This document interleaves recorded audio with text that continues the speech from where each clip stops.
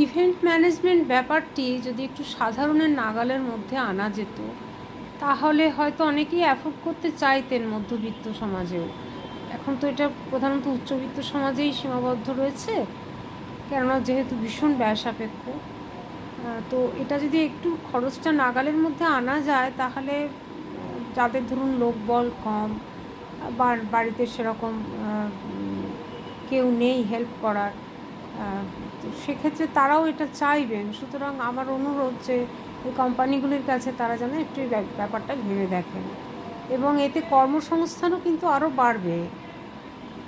বহু ছেলে চাকরি পাবে, তারা এই পেশাটাতে এগিয়ে আসবে এবং পেশাটার বিস্তার লাভ হবে, ক্রমশ মানুষও উপকৃত হবেন। আর ক্রমশ ছড়িয়ে পড়ুক, এটা আমরা তো সকলেই চাই, ব্যবসার আরও উন্নতি সাধন কে না চায়।